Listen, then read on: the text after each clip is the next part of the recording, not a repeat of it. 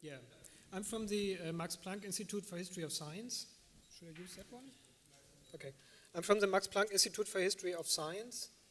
And so I quickly want to talk about why am I talking here. It's we've been working with historical sources, so history of science, history, humanities, so there's a lot working with sources, and a lot of that stuff is, even if it's in digital forms, is in the form of images, so scanned books, images first, and manuscripts, notebooks, digital photos, and other stuff. So at our institute already for a long time, we tried to bring, to use also this in digital form. So this is something from 98, where we already had things like working with the manuscripts in as images together, bringing them together with text, but also not just things which are more like to printed books, but also here photographs of other things that are then still somehow related. Some part of the image is what I'm talking about, where we're getting to the annotations, and we already for a long time have a program where you could do kind of annotations which were only client-side, so you could copy out the URL and do something with it, and if you call it up again, you see a picture and a mark on it, and you could talk about that part of that image. But not only single points of images, but it's also for friends from art history and other areas. You really want to talk about very specific parts of images. So up to now, what is the technical background? I mean, I've mostly using this slide already since 2014. There is a lot of digital editions out there in the digital humanities area. They have a lot of very nice features, and a lot of things get reinvented every time. Good ideas, bad ideas, all of it. But mostly they are data silos. And the question is, and I think a venue is to see annotations and standards of using them as a way out of these data silos, and getting into the vision of having a web of knowledge, working with these sources, so you can do close and distant reading, so really work on details of one text or skim over millions of text with digital methods, create your own comments for yourself, relate different things, create narratives for other people, share those results either just with a small group, more in private, or with everybody out publicly.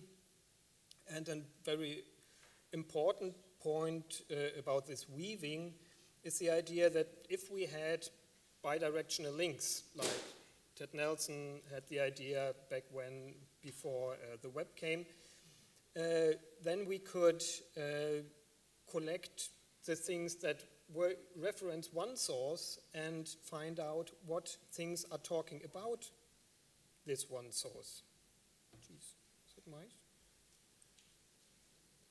So if I have an article that references 3 different sources, and if I could just turn around, because I mean in the standard model I have, in my article I have a URL that references a source. So I click on it, I get to the source, fine. But the source doesn't know about that it's been referenced. But if it would know, then I could turn around and take this source document and ask, well, which other articles are also referencing this document? And that for me as a researcher would be very interesting. And I think annotations can serve as these bi-directional links. So if we have standardized access to sources, and if we have standardized annotation standards and mechanisms linking these sources, which also needs being able to really mark which segment of the image I'm talking about, and then these annotation servers where the annotations are need to be shared, but then I can reverse these relations and get into these networks. So coming then to annotation standards, I mean, we already saw this in Rob's talk this morning. So the Web Annotation Working Group is working on it, and this is already relevant to images because target of an annotation can be an image. The segments of the images, which especially for images is important, can be specified by either a rectangle using the fragment selector or an SVG selector. If I have much more time, I'm saying that I'm unhappy with both these solutions. I would like something else, but for the time, it's good. And then there's two related standards, which is the shared canvas and the IIIF. And IIIF is a standard which is the International Image Interoperability Framework, which also provides a standard for images, so for the image server part, so the one important part, and it also provides another standard for the metadata. And that has had, in the last years, a very resounding success. So this is the current list taken from the website of institutions that support these standards, and there's really, really big players on this. So at least for anybody working in digital humanities, it's really surprising that, I mean, for the last years we've been clamoring and talking to everybody, please make your images available, and it was always very, very hard to get people to do that. And now they're all just doing it, more or less. Or at least they're in the process, and the nice bit about it is that it's one way. So it's all the same API, whether I get an image from the Bayerische Staatsbibliothek or from Ghent University or the Europeana. So yeah, I mean, as I said, there's the image API, which looks somewhat like that, and there's a presentation API, which is more about the information which images make up one book, if you want to look at it as a book, and is a bit more complicated for that. So the standards are there.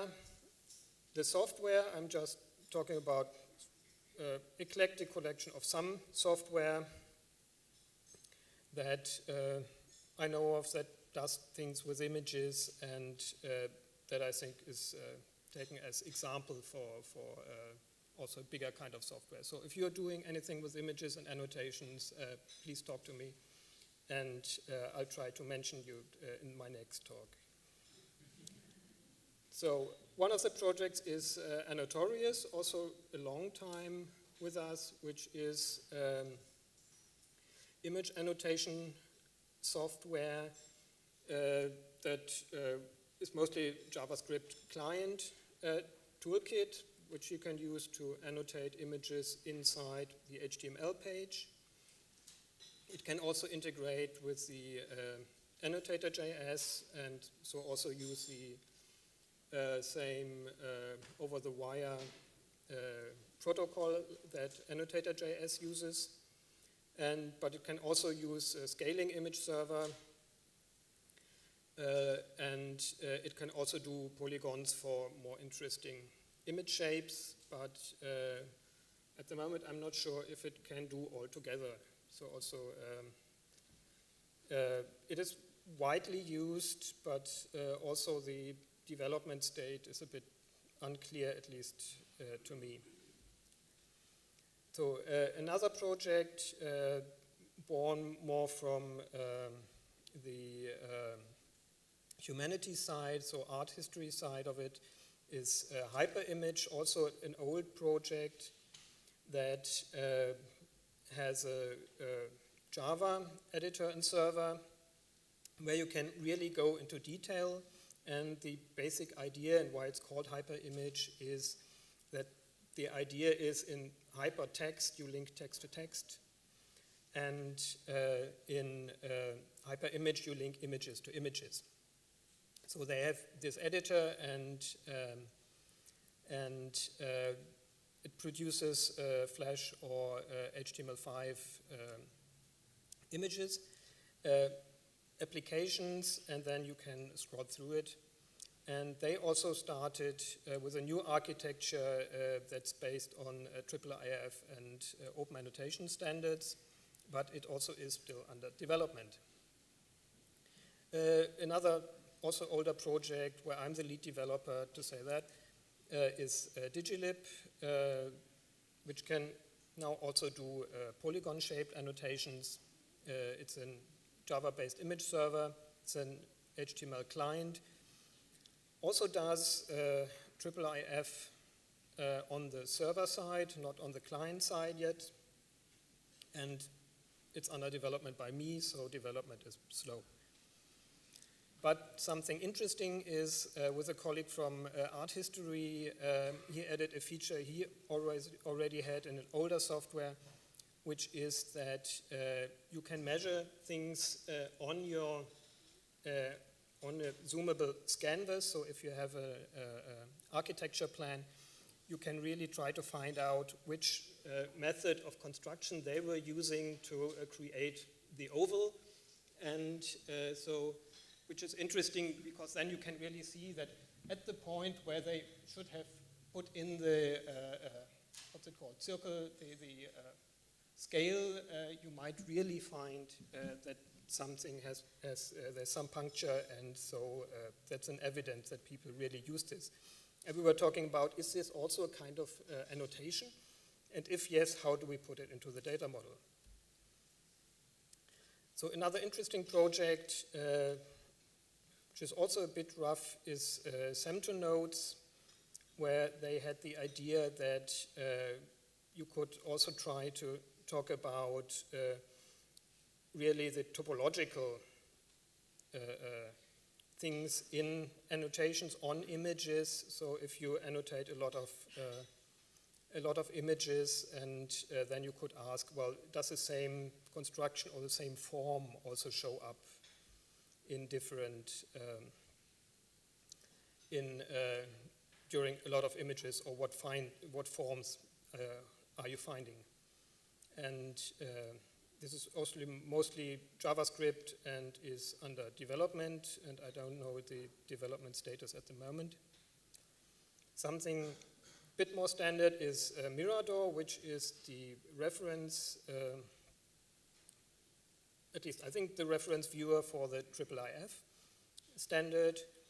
It's JavaScript client, and you can really feed it just any IIIF presentation URL.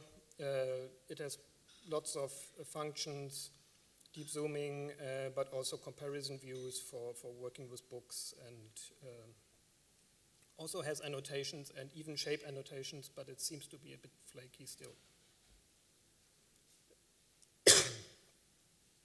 Another thing is Diva.js, which is also a viewer JavaScript client, very fast if you have long documents, and it also has annotation overlays, and it uses IIIF. Image API, another thing where we're getting more into use cases, is a thing where you can transcribe manuscripts, which is TPen, which just has the coolest logo ever. And it's also an older software, but they're working on a version with IIIF support. And so another transcription example here is where there's a lot of projects starting now. I'm done. Is Annotate, which is crowdsourcing transcription of difficult to read text through annotating images. So basically, IIIF server standard is incredibly successful. The use cases are growing.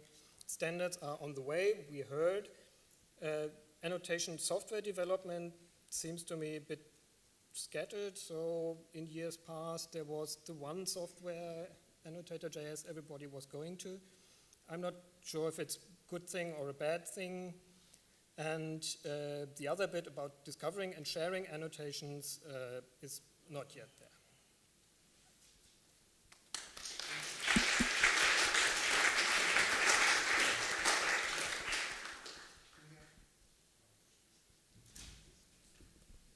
We have time for questions. Over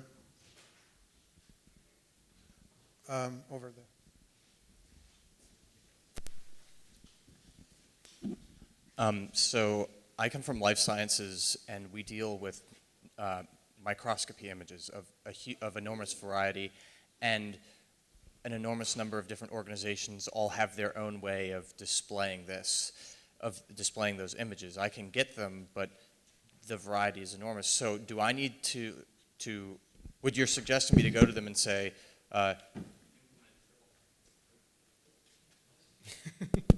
implement IIIF so that we can interoperate, or yes, please. Yeah, okay. And has IIIF worked with life sciences sources before? Let's ask the expert. So I'm also an editor for the IIIF specifications. And yeah, we've been trying to reach out to the life sciences, so both medical and other biology, with some success, but our core community is cultural heritage. So any assistance in terms of introductions and good word would be much appreciated. I'll come and give you my card and we can... Yeah. But as somebody who wrote an image server, I can say, yeah, I mean, any image, just put on IIIF, and then you can share the tools with other people, and it's a big success.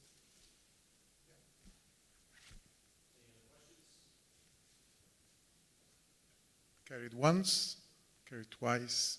Thank you very much. Takeshi.